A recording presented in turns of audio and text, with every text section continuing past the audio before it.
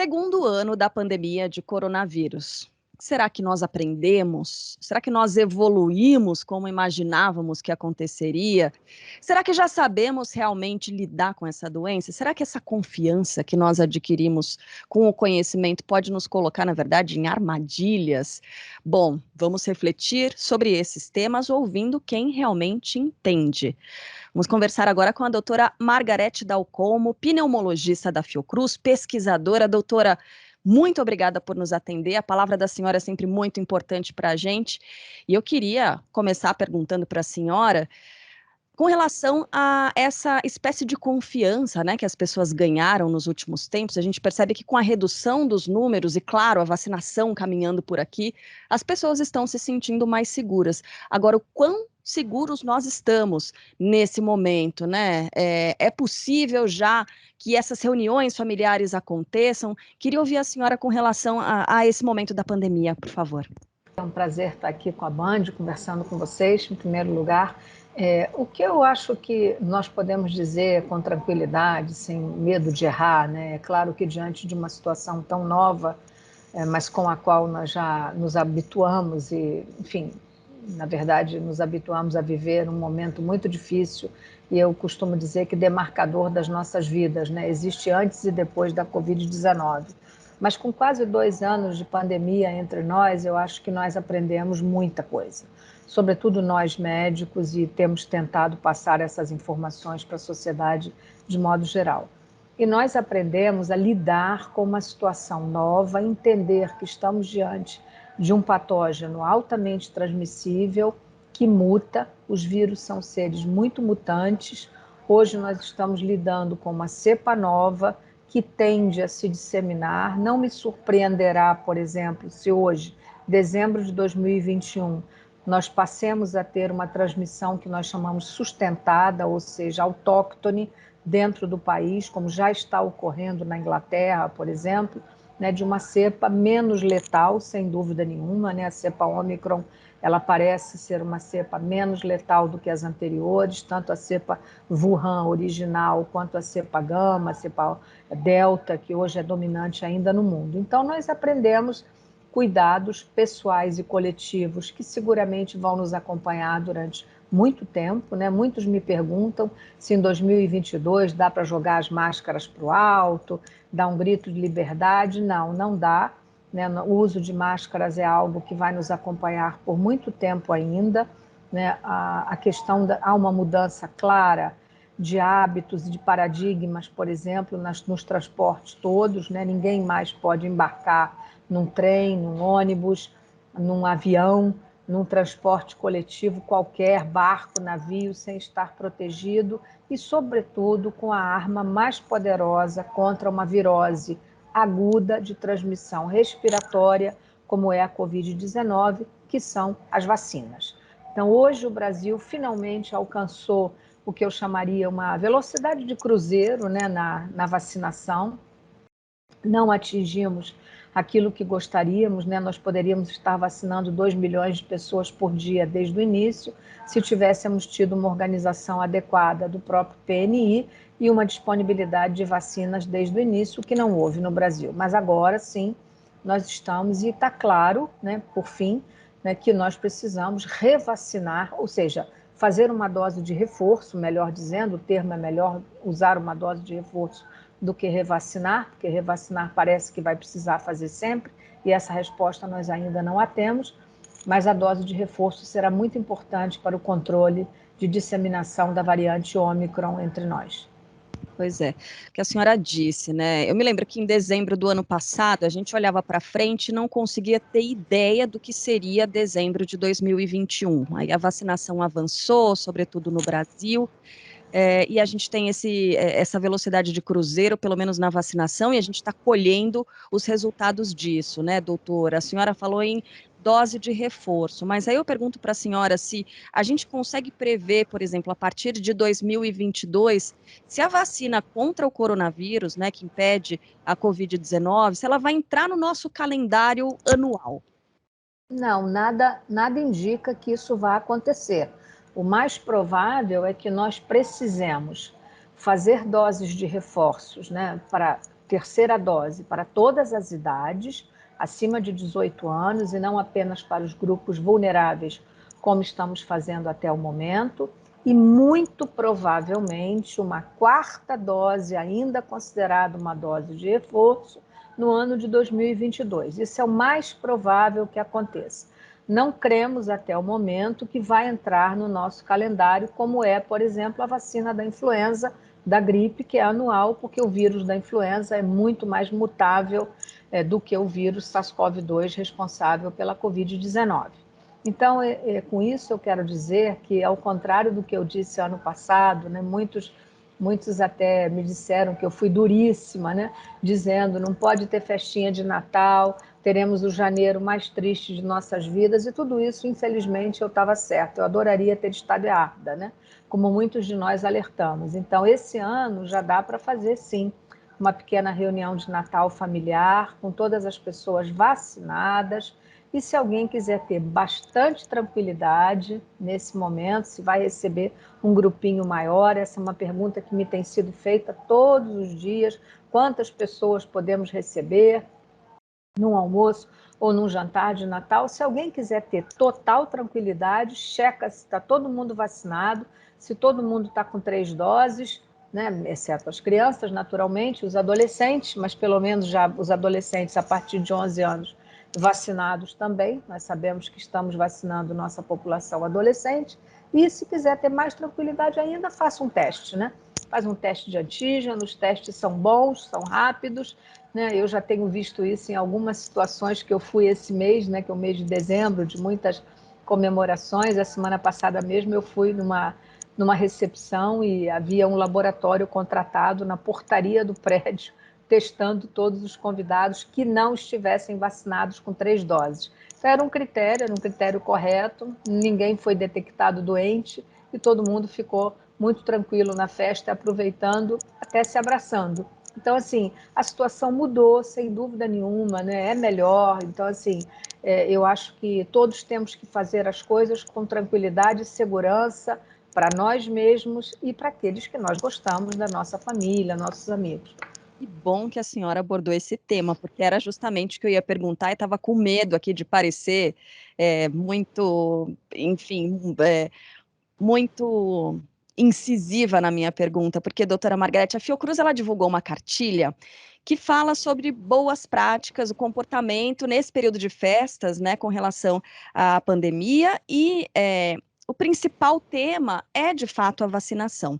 Então, o que ficou claro é que a gente precisa, sim, utilizar, né, ou exigir uma espécie de passaporte da vacina para receber as pessoas em casa. E eu ia perguntar justamente no seu círculo pessoal, né, de amigos, de familiares, como é que se dá. Essa ideia do teste na entrada é muito interessante, né? Seria um teste de farmácia mesmo para as pessoas que, enfim, muitas vezes não têm a possibilidade de levar um laboratório até a porta aí do evento. Olha só, existem testes e testes. Tem testes que são bons e tem testes que não são bons.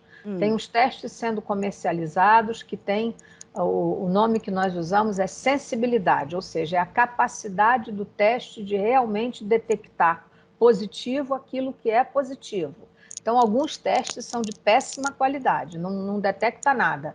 Tem sensibilidade de 20%, 25%. Há outros testes de muito boa qualidade no mercado. Né? Então, Nós como é não que a gente vai podemos saber aqui identificar? citar nomes de teste, né? Mas assim... Pergunta na farmácia qual é enfim, a sensibilidade do teste, como é que a pessoa A faz para farmácia identificar? quer vender, na verdade, assim, as farmácias querem vender, é uma situação delicada. Eu não posso citar nomes e marcas de teste, isso a gente não pode fazer por questões de natureza ética, entendeu? Agora, há testes de boa qualidade, quem quiser informação, a gente pode pessoalmente assim informar. Né? Há testes de muito boa qualidade, de rendimento bom para a detecção, sem dúvida. Doutora, e máscara nesses eventos, né, sociais, como é que faz? Olha, máscara tem que ser usada, né? Eu tenho dito a vocês que essa aparência aqui, né? Que aparência, eu passo a vida de máscara. Estou aqui, eu estou sem máscara nesse momento, porque eu estou na Fiocruz e estou na minha sala e não tem ninguém aqui. No momento em que entra alguém nessa sala, né, protocolarmente, né, nós temos que dar o exemplo, todo mundo está de máscara, todos os meus funcionários aqui, todos os meus colegas, está todo mundo de máscara, porque eu estou sozinha nesse momento falando com você online, né? Agora, o uso de máscaras é algo que vai nos acompanhar por muito tempo, muito tempo. Nas festas, o que que acontece? Ninguém vai comer de máscara. Então, assim, se está todo mundo negativo, todo mundo vacinado, é algum risco, algum grau de risco sempre existe. Não é zero, não existe risco zero. Mas o risco diminui muito se nós tomarmos esses cuidados que eu acabo de mencionar. Agora, existe um temor muito grande com relação ao surgimento de novas cepas, né? Alguns especialistas têm falado sobre isso e depois, principalmente, desses encontros. A senhora acredita no surgimento de novas cepas? Isso pode trazer alguma instabilidade a partir do ano que vem? Olha, surgir novas cepas sempre pode, né? Mas, assim, há uma curiosidade na taxa de mutação, por exemplo, do que está ocorrendo com a cepa Ômicron. A cepa Ômicron, na verdade, ela é quase um novo vírus, porque ela é tão diferente da cepa original. Imagine vocês, só na proteína spike, que é aquela que faz o vírus se acoplar à célula humana e entrar na célula, ela é o veículo, digamos assim, só nela tem mais de 33 mutações detectadas. A nossa preocupação inicial foi se as vacinas funcionariam ou não, dado que a maioria das vacinas, ora existentes e em uso, tem como alvo a proteína spike do vírus SARS-CoV-2. Mas há outras, quase 50 mutações em outros sítios do vírus. Então, isso faz com que essa variante Ômicron seja quase um vírus novo, né, de tanto que ele mutou. Então, a pergunta que cabe é: o fato dele ter mutado tanto o torna menos letal ou mais letal? Tudo indica que, neste momento, a cepa Ômicron seja menos letal do que as cepas anteriores. Então, a sua pergunta é: poderá surgir ainda uma nova letra do alfabeto grego, enfim, depois da Ômicron? Sim, poderá, sim. O vírus é um vírus que circula, ele está circulando na comunidade, ele tem uma taxa de circulação variável, mas que aumenta. Olha o que está acontecendo no Reino Unido. O Reino Unido aumentou vertiginosamente o número de casos. A cepa Ômicron está tendo transmissão sustentada, que é aquela que a gente diz quando não tem mais o caso índice, né? Na Inglaterra, assim, com uma velocidade muito grande, até maior do que o que aconteceu na África do Sul. Então, assim, há muitas perguntas ainda a serem respondidas, mas sim, poderá surgir, e é por esta razão que eu insisto que os cuidados pessoais e coletivos de prevenção têm que ser mantidos, como, por exemplo, o uso de máscaras de boa qualidade. Uhum.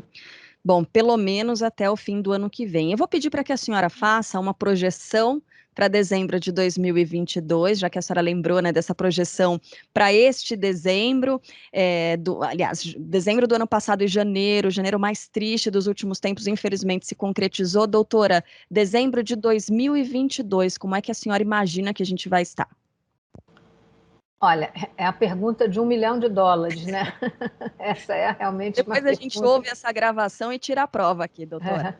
Porque a verdade é que nós não sabemos, né? A impressão que nós temos, dado ao estudo da história das epidemias anteriores, ao estudo de comportamento, de como os vírus de transmissão respiratória se dá, né? Enfim, historicamente, nós temos que esperar que a doença vá, como é que eu vou lhe dizer, ela vá se estiolando, né? Ela vá diminuindo na sua transmissão comunitária com a cobertura vacinal alta, né? Cepas eventualmente novas, mas menos letais, né? Com uma severidade menor. Então, isso é o que se espera.